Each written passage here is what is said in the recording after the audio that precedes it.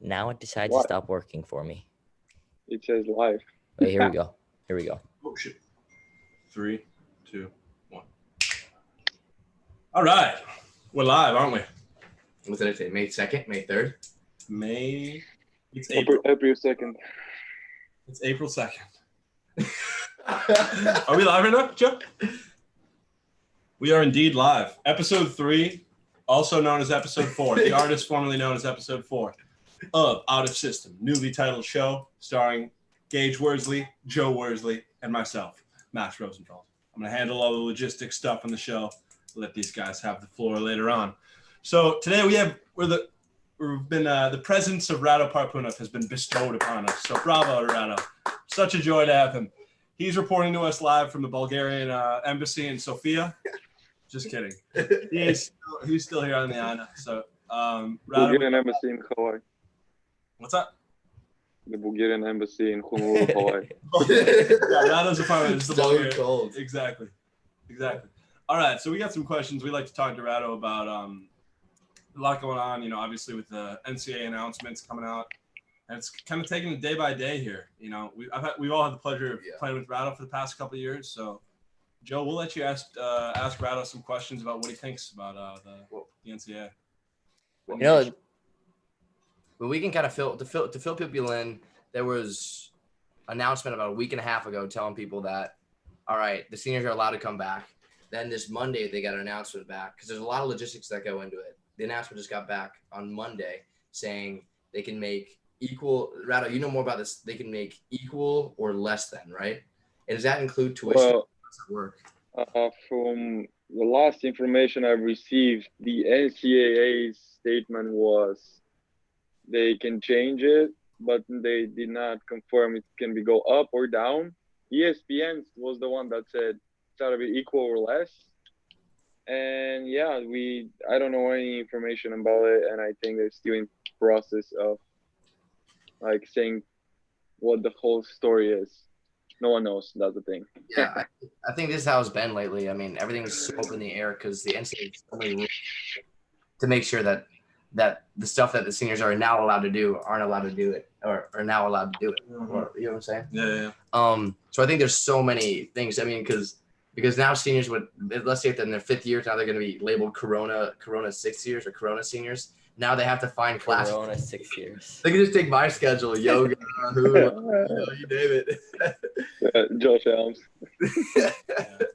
So, Olympic power rolling out. So I'm sure that a lot of people watching us right now are gonna be like, "Ask Rado what he's gonna do next year." But there's no one knows what's happening right now. Oh, this is the first live show I'm gonna say this, so I don't know yet. Yeah, I'm saying this live right now. You can I wait. don't know. There's a lot of conversation right now between me and UH. Unfortunately, there's a lot of conversation between all the colleges and NCAA. Things are not clear yet. They have not been 100% confirmed what they will do moving forward with us, the seniors. Yeah. I think that just the impact on this is going to be huge because there's people with rosters out there with like 25, 26 right now. And let's say the returning seniors who they probably graduate a lot, seniors come in and now they're looking at having people 30 plus 33 men. They're gonna be like when we were in Japan. I mean, Rado, you remember this? When we were in Japan, like they come with their rosters were huge. They had like 7 managers. I mean, Yeah, I feel like that's what it's gonna turn into. It's an army. Like literally walking with an army, just kind of coming across. All those the identical people they had, so crazy. Yeah. And I think that and it also hurts depth charts. Let's say if you're a guy who's going to start the next year with the senior graduating, now okay, they stay there, and then now instead of 1 or 2 or 3 years of starting, now you get maybe 1 year, no years, and then you see that, and then the incoming freshmen come, and there's going to be like 9 or 10 red shirts, and I think that's going to be insane. I mean, I think you could argue that it'd be good for depth charts too, though. It's going to be more competitive, I think, in the gym. You know what I mean? It's true. I mean, it's up to the coaches how the coaches are going to filter out, like, you know what I mean, participation with everyone. Like, is everyone going to play with everyone every day, or are you going to just divvy it up? How many courts do you have? Like, we just redid Gym 1 at UH. We have the facilities for that now, big man. But so we're trying to figure out like how that's going to work for us. But they're going to have like grass courts outside set up for like people. We're going to have half our guys go to the beach courts. So we'll There are see. a lot of bodies. It will be that jam. I mean, the competitiveness will go definitely up. I think it will be another opportunity to get bigger, faster, stronger for the red shirts. That's for sure. Just like So Colorado. I think the level will get up. We will go up in the SCA if the seniors stay and the freshmen come in. There's gonna be a lot of people fighting for the exact same spot. Like, I mean, Joe's gone, so yeah, the third position is open for everybody. I mean, Been gone for a year now. yeah, we had like this year we had a lot of setters stepping in. So you're still written on our depth chart, Joe, in the office. I'm sure. Still number one. I mean, your Oh, his picture is still in the office. The up there, coach's you know. depth chart. Joe's still number one coach, and then it goes Charlie. and- Joe, yeah, Joe is. You know, do you see my portrait over there? That used to be Joe, but Kiss it every night. last year before every morning, Joe stand up, pray together. You know, thank you, and then we go to practice. Rattle always knew how to take care of his setters. No matter what argument I was Oh in, my no God. matter what, Rattle. I could be talking. Oh gosh, we could be talking to Ratto, and he'd be like, "Oh yeah, I completely agree." And then Joe comes in, doesn't agree with the situation. Complete switch, 180. He's like, "Oh, Joe's right. He's right. He's right." Anything that Joe Man needs. gotta do it. Man gotta do it. I'm gonna say this. Smart. Man gotta do it. Man gotta do. It's a business What? move. It's a business move to do. You gotta know your people, man. Your opportunity is just to get in right and done. He's got it. He wants his sets. He knows who to take care of. I take care of the passers. Oh no, you don't. You never. Both of you guys just crap on me the entire time, and then you talk crap on Max in the net. So don't even try and say you I take miss care of that. your Now. I passers. miss that. Okay, don't even try and give me that. Joe, just do There was more. actually a lot of those conversations too, me and Bill versus you two. There was a lot of that. Shocker. We thought that. Yeah. No one saw that coming. All right, so No, so jokes now that you're not my setter, I can actually say I agree with 100% of the things you said. so Ratto, there's been a lot of the coronavirus and the new legislations the NCAA has affect college athletes, but talk about how Europe, you have a firsthand basis because your family's in Europe. Talk about how the pro, because you have a lot of friends in the professional business right now, including Joe right here, but talk about how the economy and teams are suffering from this recent outbreak. My personal opinion about the situation was that it was the right thing to do. I mean, we don't have the vaccine yet, so shutting down and like getting people away from each other was the right approach. Unfortunately, all the sports suffer from that, and like a lot of players out there. Because let's be real, volleyball is not that profitable sport, so there is not like a lot of investments or sponsors, and the numbers are not that big. I mean, it's not like the NBA or NFL or the soccer or like the leagues that have millions of dollar budgets. So it's very important for volleyball to find sponsors, and unfortunately, like a lot of my friends suffered. They had to stay wherever they were so they can get paid, or leagues like that just ended. And currently in Bulgaria right now, whoever was ranked number one got the title yesterday, medals, the cup, and everything. Boom, for like 24 hours executive decision. And I know that there's many teams that invested a lot into this season. And yeah, moving forward, it will be, I think next year we will be very bad. Like a lot of the sponsors will be gone, just trying to recover themselves from the economy, from the crash of the economy. Like currently, I don't know how many, more than $10 trillion were lost in the States. I don't know about the Europe exact numbers and what it is. Volleyball would be, I think, one of the major sports that will suffer. Trump's getting everything up and running by Easter, though. His words. Yeah, you can see I currently established the Bulgarian embassy. If you want passports, and I exchange my passport for American passport. Now is the moment. And speaking of Bulgaria, you were telling me about how you said there was a military takeover in Europe. Military, yeah. So one of our General Mutavchitsky, his name. He's in charge of our military hospital in Bulgaria. He's kind of in charge of the situation, and the people are just not allowed to go out. Only grocery stores are open, like the big ones, and like only 10 people are allowed to go inside. It's not like here in Costco, just everybody goes in. It's like 10 people. There's line outside. and the pharmacist, and just one person in and out. My parents, for example, they're taking shifts to go to work. My mom, I think, working every third week for like 4 hours. My sister is going losing her mind. I think it's her 21 days she hasn't left the apartment. And the funny thing is, so her volleyball club is taking care. They have an hour and a half, 90-minute practice every night. Like, I mean, like my mom is sending me like videos, like she's stretching and like doing push-ups and everything. Oh, like my dad is taking care of her, not like he took care of me more. You know? So what are like the parents hitting balls at their kids right now and just like thrashing the houses, or is it just like physical exercise? A lot of physical exercises, just Okay. like getting their bodies the right movements and stuff from what I've seen. Rocky And- sales are at an all-time high in Bulgaria right now, I'm guessing. They gotta be. Currently, yeah, it's like a lot of people are using this. My dad making sure every night stay on top of it. And Rado, bringing it back, you know, we have a lot of listeners here that tuned into your past season, your entire career actually at UH. I think most people probably listening in are most familiar with your career here in Hawaii.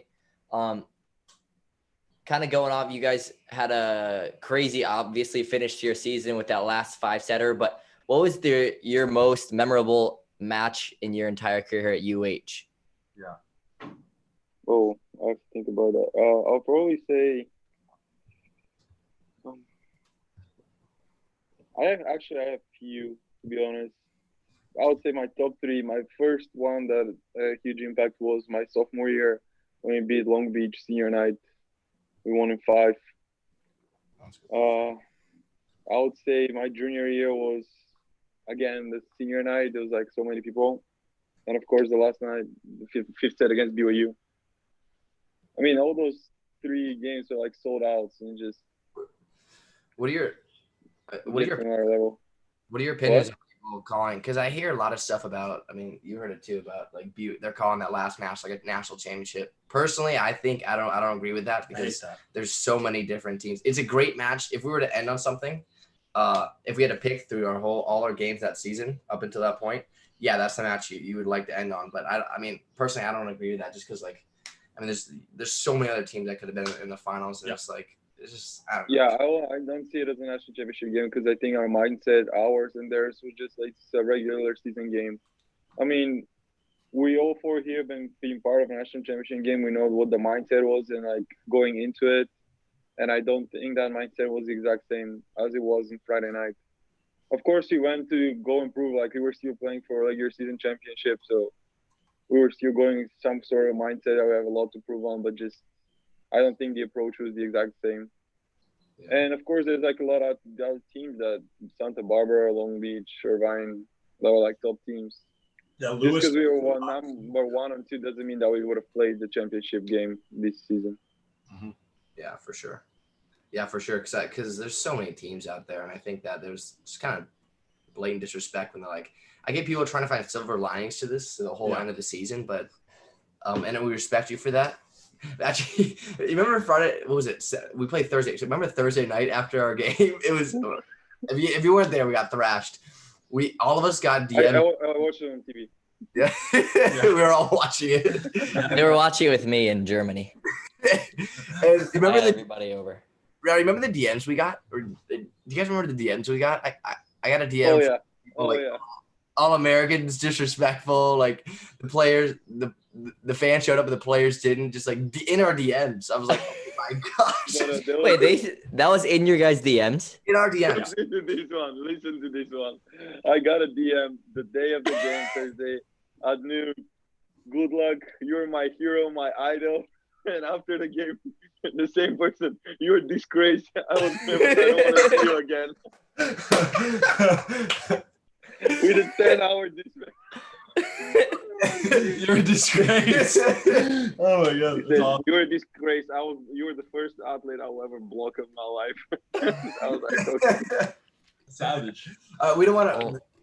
The Hawaii fans were phenomenal. These are just kind of like 1 in a million. Yeah. We don't want to kind of crap on No, anyone. I want to say this actually. I've been playing a lot, like around Europe and like national team and like different crowds and stuff. I mean, the Hawaiian fans are unreal. The support, like, I've been here on the bottom and on the top, so they were still there no matter what. Yeah, respect. I So have thank much love and respect for them. And you mentioned kind of your that you have been playing around all over Europe, all over the world. And most recently with your national team, you were on the active roster for the Volley Nations League this past summer. Could you give us a little information based on your relationship with the guys on that team, as well as the experience of being able to travel around the world representing the country? National team, they were like amazing guys, bunch of amazing people, friends. But I still was a rookie, so let's say that it was a 6-6, and like the older guys were one side, younger on the other side, and let's say I hit it in the middle of the court. But if they were losing, so they were like out, like it lands in the middle of the court, and all of them are like out, and everybody's like, okay, it's out, and you cannot say anything. You're just sitting there. Sure, yeah, I'll fix that next time. That's funny. That sounds kind of familiar.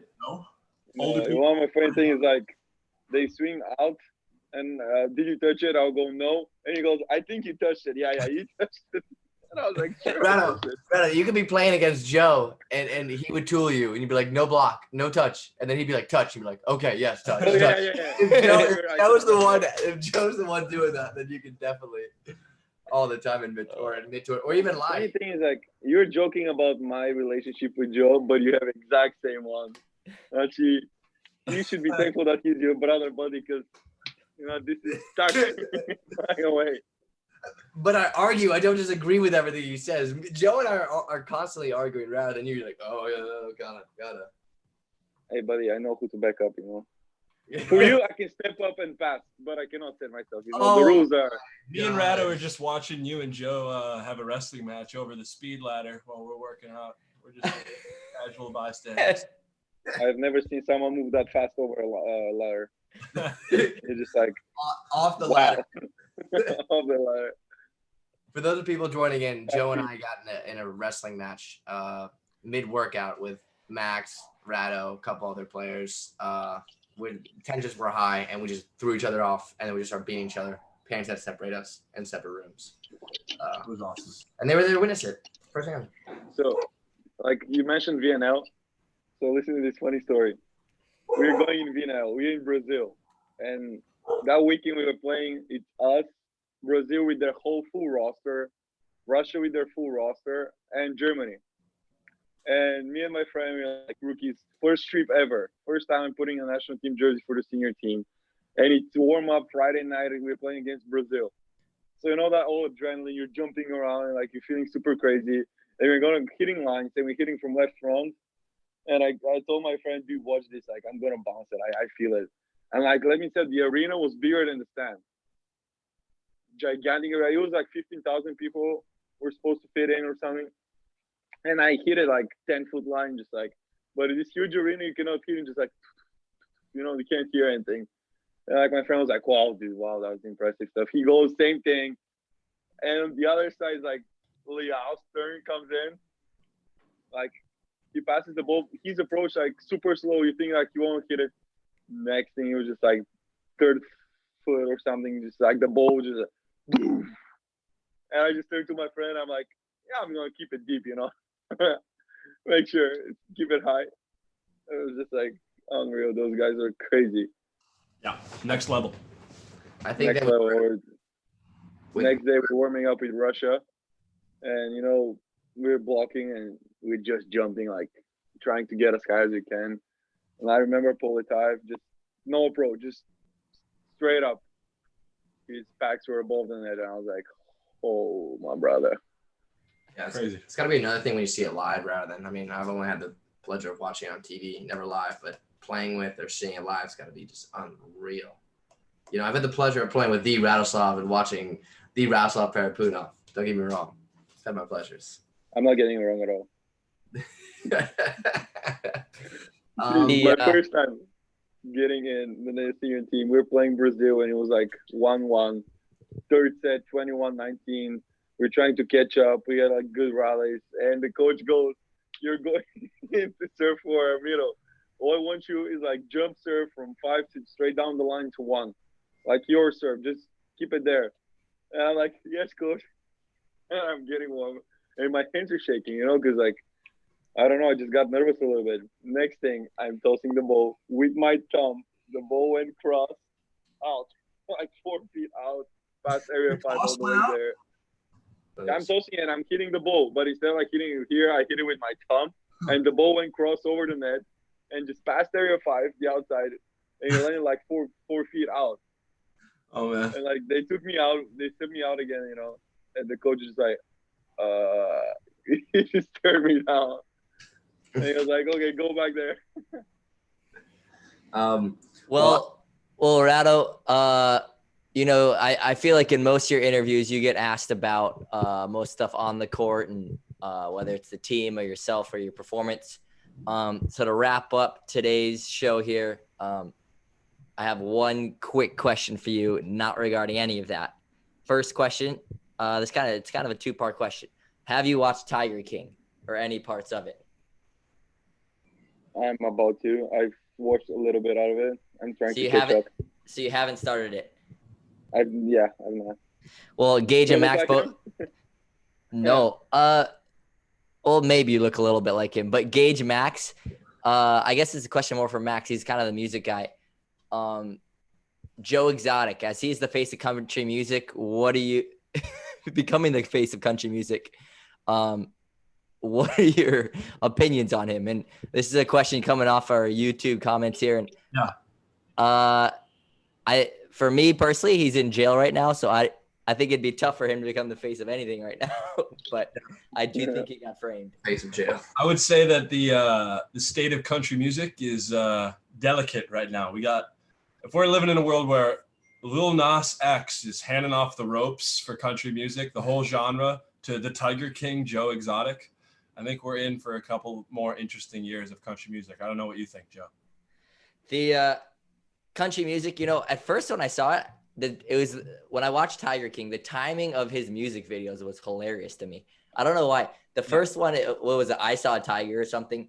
The timing of when they were kind of splicing together that show, the timing of the music videos to me was the most funny thing. I was sitting there with my dad watching.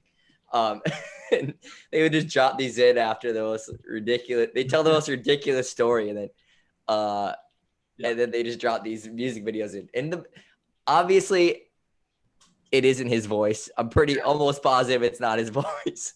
The music video. But I mean I think that just kind of goes along with the whole storyline, and that show is so ridiculous. But it's really interesting. My dad and I watched it in one day.